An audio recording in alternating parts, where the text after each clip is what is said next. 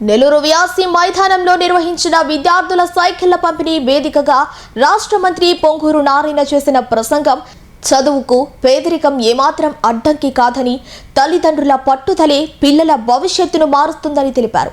పూరి గుడిసెలో పుట్టి private bus conductor కుమారుడిగా పెరిగి పట్టుదలతో చదివి ఈరోజు ఈ స్థాయికి వచ్చారని చెప్పారు. పెంపకంలో విద్య ప్రాముఖ్యతను గుర్తు చేస్తూ తన కుమార్తెలు, అల్లుళ్ళు సొంతంగా 6 కోట్ల నిధులు స్పాన్సర్ చేసి నెల్లూరు అర్బన్ మరియు రూరల్ నియోజకవర్గంలోని 10,000 మంది పేద విద్యార్థులకు సైకిళ్లు అందిస్తున్నట్లు వెల్లడించారు. నెల్లూరులోని అన్ని ప్రభుత్వ పాఠశాలలను అంతర్జాతీయ స్థాయిలో అభివృద్ధి చేస్తామని స్పష్టం చేశారు. నిజంగా ఈరోజు ఎంతో సంతోషంగా ఉంది.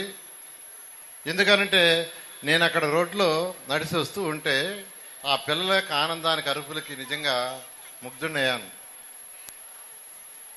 లైఫ్లో తల్లిదండ్రులందరికీ నేను ఒకటే చెప్పేది, ఇక్కడున్న ప్రతి తల్లిదండ్రులకు ఒకటే చెప్తున్నాను, చదువుకి పేదరికం అడ్డం కాదు. మన పిల్లలు చదివించాలంటే పేదరికం అడ్డు రాదు. అయితే తల్లిదండ్రుల పట్టుదల ఉండాలి. నేను ఒక సాధారణ కుటుంబంలో నిజం చెప్పాలంటే ఇక్కడుండే తల్లిదండ్రుల్లో మెజారిటీ కంటే ఇంకా తక్కువ స్థితి. ఒక పూరి గుడిసెలో పుట్టా. పూరి గుడిసెలో, అరుణాధపురంలో పూరి గుడిసెలో. నేను ఎంఎస్సి చదివి ట్యూషన్ స్టార్ట్ చేసింది కూడా పూరి గుడిసెలోనే. ఎంఎస్సి కంప్లీట్ చేసి ఇదే స్కూల్లో చదివా, ఇదే కాలేజీలో చదివా. పూరి గుడిసెలోనే ట్యూషన్ స్టార్ట్ చేసి 5 మందితో. అయితే దానికి ముందు మా తల్లిగారు, మా ఫాదర్ ఒక ప్రైవేట్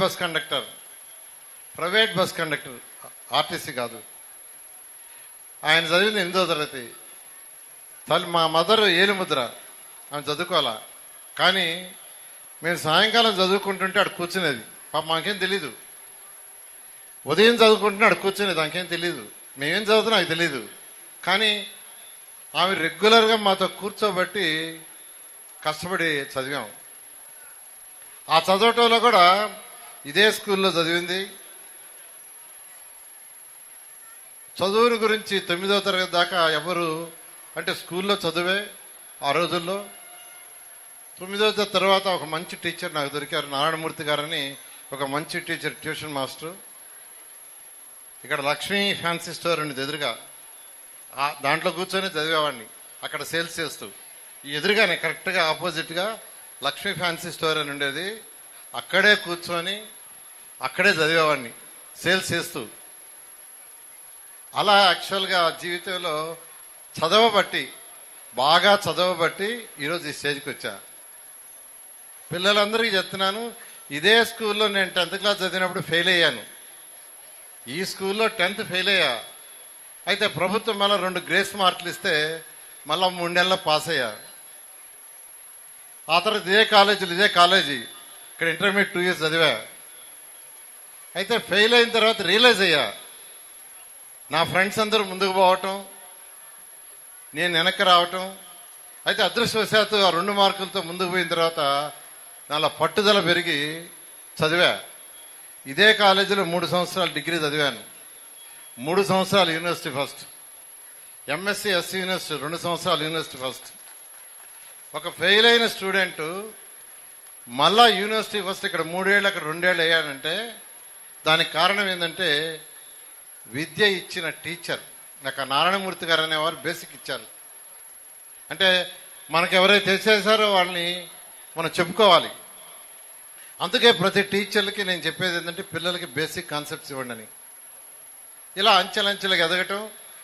ఇదే కాలేజీలో 1979 సెప్టెంబర్లో ఎంఎస్సి పాస్ అయ్యి ఎంఎస్సి ఎగ్జామ్స్ రాశా ఎస్ యూనివర్సిటీలో. నేరుగా ఈ కాలేజీకి వచ్చా. రామసుబ్రహ్మణ్యం అని అప్పుడు ఇన్ఛార్జ్ ఉండేవారు, ఆయన్ని కలిసా. సార్ ఇక్కడ పార్ట్ టైం పోస్ట్ ఉందంట, నేను చేస్తానన్నా. ఆయన వెంటనే క్లాసుకు పోతా ఉన్నాడు. అప్పుడు ఈ కాలేజీలో మార్నింగ్ ఉండేది, మధ్యాహ్నం ఉండేది, సాయంకాలం ఉండేది. క్లాసుకు పోతావా అన్నాడు. పోతాను సార్ అన్న. డిగ్రీ ఫైనల్ ఇచ్చి క్లాసుకు పొమ్మన్నారు. గంటకి 4 రూపాయలు, గంటకి జీతం, గంట టీచ్ చేస్తే 4 రూపాయలు. మొదటి 3 నెలలు నాకు 120 రూపాయలు వచ్చినాయి, తీసుకోవాలా. ఇంటికాడ ట్యూషన్ స్టార్ట్ చేశా 5 మందితో. 5 మంది అంచెలంచెలుగా నాకు 2-3 నెలల్లోనే 100 అయిపోయారు. ఇదే కాలేజీలో పార్ట్ టైం 1 year చేశాను. వాళ్ళు నాకు ఫుల్ టైం పర్మనెంట్ చేశారు, గవర్నమెంట్ జాబ్ ఇచ్చారు. మేనేజ్మెంటు నాకు యాక్చువల్గా full time post permanent job ఇచ్చారు. 5 men కమిటీ యూనివర్సిటీలో చేసి మళ్ళా 1 year చేశా. I resign. ఉద్యోగానికి రిజైన్ చేస్తుంటే మేనేజ్మెంట్ ఆనం భక్తవత్సడి గారు ఒప్పుకోవాలా. అప్పుడు ఆయన ప్రెసిడెంట్. నువ్వేం పిచ్చి అడుగున్నట్టుండవు, గవర్నమెంట్ జాబ్ ఏం చదువుకునేదంటే నా మీద నాకు నమ్మకం ఉంది సార్, నేను రిజైన్ చేస్తున్నాను, వేరే వాళ్ళకి ఉద్యోగం ఇవ్వమంటే లేదు 5 సంవత్సరాలు లాస్ ఆఫ్ పే మీద నీకు ఇస్తున్నాం, పోయి చేసుకొని ఇచ్చారు. ఇదంతా ఎందుకు చెప్తున్నానంటే ఏదైనా కష్టం, హార్డ్ వర్క్, మనం చేసే హార్డ్ వర్క్ అని బట్టి మన డెవలప్మెంట్ ఉండేది. తర్వాత అంచెలంచెలుగా మీకు అందరికీ తెలుసు 1997 హైదరాబాద్ పోయాం. తర్వాత ఈరోజు 23 రాష్ట్రాల నారాయణ ఇన్స్టిట్యూషన్స్, 6,50,000 మంది.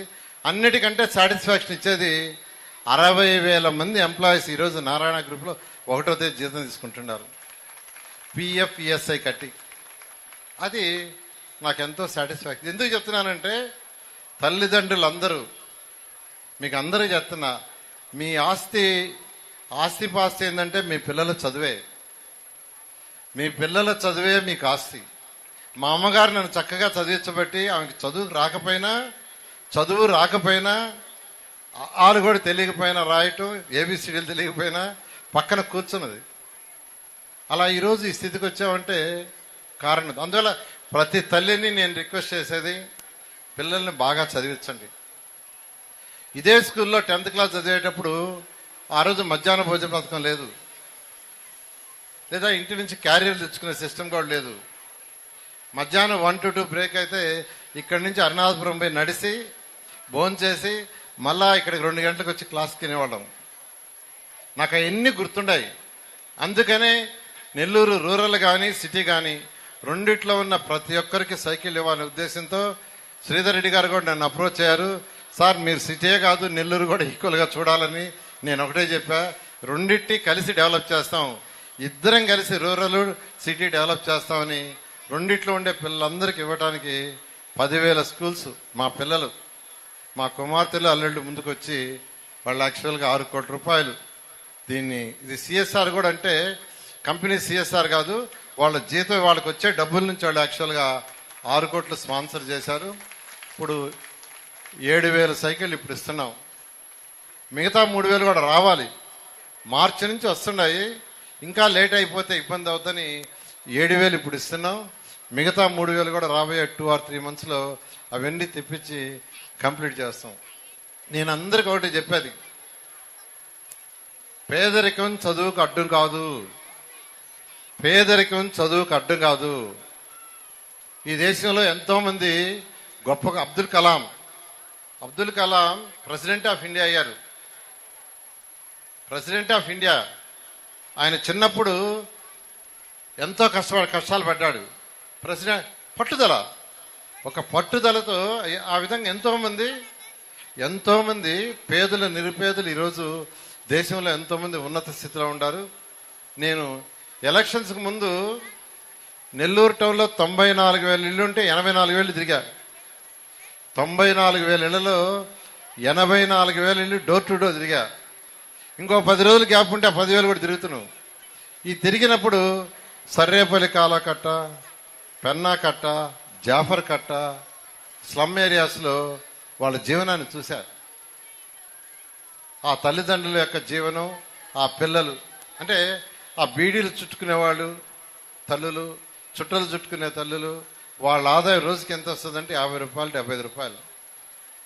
ఆ పిల్లలు చూస్తే చినిగిపోయిన నిక్కరు, వారం రోజులు ఒకే ప్యాంటు షర్ట్, ఇవన్నీ చూసే కళ్ళారా. ఆ తల్లుల్లో మెజారిటీ అడిగితే, ఎక్కువ మంది అడిగితే ఏం చేస్తామంటే 3 ఏళ్లలో పాస్ పని చేస్తుండా, ఎంత వస్తుందంటే 3,000 వస్తుంది, 4 ఏళ్లలో చేస్తుండా. ఇలా వాళ్ళందరి స్థితిగతుల్ని కళ్ళారా చూసి చెవులారా వింటాం. నేను అప్పుడే నిర్ణయించుకున్నా, నెల్లూరులో ఉన్న స్కూల్స్ అన్నింటినీ మోడర్నైజ్ చేయాలి, వన్ ఆఫ్ ది బెస్ట్గా చేయాలనే ఉద్దేశంతో ఎలక్షన్స్లోనే అనౌన్స్ చేసి, ఎలక్షన్స్ ముందు ఈ విఆర్ఐ స్కూల్ గత ప్రభుత్వం మూసేసిన ఈ స్కూల్ని మళ్ళా ఓపెన్ చేయిస్తానని అన్న మాట ప్రకారం మా పిల్లలతో ఎన్సీసీ గ్రూప్తో దాదాపు 17 కోట్లు ఖర్చు పెట్టి బ్రహ్మాండంగా తీర్చిదిద్దారు. నేను కూడా ఊహించలా ఇంత బాగా వస్తుందని. 1100 మంది పిల్లలు చదువుతున్నారు. అందులో చదివే వాళ్ళు నాకు తెలిసి 750-800 మంది సర్వేపల్లి కాలువ కట్ట, పెన్నా కట్ట, జాఫర్ కట్టలో ఏరి అడ్మిషన్లు ఇచ్చాం. ఫస్ట్ తల్లులు లేని పిల్లలకి, తర్వాత బీడీలు చుట్టలు చుట్టిన వాళ్ళకి, తర్వాత పాస్ పని చేసుకునే తల్లుల పిల్లలకి ఇలా చేశాం. ఇది చేసిన తర్వాత నాకేమనిపించిందంటే ఇంత డిమాండ్ ఉండేటప్పుడు నెల్లూరు కార్పొరేషన్లో ఉండే అన్ని మొత్తం స్కూల్ చేయాలనే ఉద్దేశంతో వేమిరెడ్డి ప్రభాకర్ రెడ్డి గారు ఇక్కడే ఉన్నారు. ఇప్పుడు ఇందాకనే చెప్పాడు దాన వీరేశ్వర గారు అని. వేమిరెడ్డి ప్రభాకర్ రెడ్డి గారిని ఈ స్కూల్ పోర్టుకో తీసుకొచ్చి నిలబెట్టి స్కూల్ చూడగానే బ్రహ్మాండంగా ఉందన్నారు. మీరు కూడా ఒక స్కూల్ చేయండి అంటే మాట మాట్లాడకుండా నేను టేకప్ చేస్తాన్నారు. వెంటనే ఆర్ఎస్ఆర్ స్కూల్ ఇచ్చారు. మన పోయి చూస్తే బ్రహ్మాండంగా ఉంది. గట్టి కొట్టాలి సపోర్టు, గట్టిగా బ్రహ్మాండంగా డెవలప్ చేశారు. వాళ్ళ కంపెనీ వాళ్ళని పెట్టే బ్రహ్మాండంగా చేశారు. అదేవిధంగా డిఎస్ఆర్ సుధాకర్ రెడ్డి వారు కూడా చాలా పెద్ద కాంట్రాక్టర్, బెంగళూరు, హైదరాబాదు, చెన్నైలో చేస్తుంటారు. వారిని కూడా ఒకరోజు తీసుకుని వచ్చి ఇక్కడ నిలబెట్టాను. చూశారు, చూసిన తర్వాత బ్రహ్మాండంగా చేశారు సార్ అన్నారు. అయితే మీరు కూడా ఒక్క స్కూల్ చేయొచ్చు కదన్న. వెంటనే చేస్తానని. ఎక్కడ చేస్తారంటే మేము మూలాపేటలో చాలా కాలం ఉన్నాం, ఆ స్కూల్ చేస్తానంటే ఆ స్కూల్ ఇచ్చాం. బ్రహ్మాండంగా తయారు చేశారు. ఎలా తయారు చేశారంటే మొన్నటి స్పీచ్లో పిల్లలు కోట, ఇది ఒక రాజకోటలాగా తయారు చేశారని నిజంగా నాకెంతో ఆనందం వేసింది. అదేవిధంగా నిన్న బీవీఎస్ స్కూల్ 7వ డివిజన్లో పోయాను. దాన్ని మాలయాద్రని వాళ్ళ యాక్చువల్ కార్పొరేట్ వాళ్ళు రెనోవేట్ చేస్తున్నారు. ఒక దాత దగ్గర చేయిస్తున్నాను. బ్రహ్మాండంగా తీర్చిదిద్దారు. అదేవిధంగా గుంటబడి అంటారు. ఇలా అనేక స్కూల్స్. అదేవిధంగా రూరల్లో కూడా ఒక స్కూలు ఏఎంఆర్ కంపెనీ వాళ్ళని అడిగాను, అది బ్రహ్మాండంగా తయారు చేస్తున్నారు. నేను ఒక మాట ఇస్తున్నాను శ్రీధరెడ్డి గారు, నెల్లూరు కార్పొరేట్ సిటీయే కాదు నెల్లూరులో రూరల్లో ఉన్న అన్ని స్కూల్స్ని ఈ రాబోయే 2-3 సంవత్సరాలు తీర్చిదిద్దాం. నేనొక్కటే ప్రతి తల్లికి తండ్రికి చెప్పేది ఏంటంటే పిల్లల్ని బాగా చదివించండి. చదువు ద్వారానే ఏదైనా రీచ్ కాగలరు.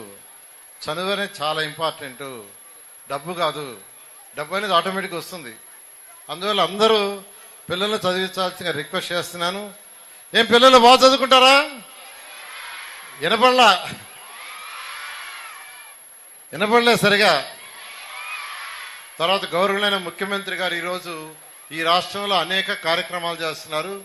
అటు సంక్షేమం, అభివృద్ధి. ఈ సంక్షేమంలో భాగమైనటువంటి P4 అనే ఒక ప్రోగ్రాం తీసుకొచ్చారు. P4 అంటే ఈ రాష్ట్రంలో బాగా డెవలప్ అయిన టాప్ 10% బాటంలో ఉండి 20% చేతినివ్వాలి, సపోర్ట్ చేయాలి, కొంత సపోర్ట్ చేయాలని దాంతో ఈరోజు గవర్నర్ ముఖ్యమంత్రి గారు P4 ప్రోగ్రాం తీసుకొచ్చారు. ఈరోజు ఏదైతే మా పిల్లలు చేశారో ఇది P4లో భాగమే. వేమిరెడ్డి ప్రభాకర్ రెడ్డి ఏదైతే స్కూల్ చేస్తున్నారో అది P4లో భాగమే. డిఎస్ఆర్ఓలు ఏ విధంగా చేశారో P4 భాగమే. ఖచ్చితంగా ముఖ్యమంత్రి గారు తీసిన ప్రోగ్రాం 100% ఈ యొక్క నెల్లూరు అర్బన్, రూరల్లో నెల్లూరు జిల్లాలో ఇంప్లిమెంట్ చేసే విధంగా అన్ని విధాలుగా ప్రయత్నిస్తామని తెలియజేస్తూ నిజంగా ఈరోజు ఎంతో ఆనందంగా ఉంది. ఎందుకంటే కుటుంబ సభ్యులందరితో ఈ యొక్క ఆనందాన్ని పంచుకోవటం. కాబట్టి ఈ అవకాశం ఇచ్చిన అందరికి కూడా ధన్యవాదాలు తెలియజేస్తూ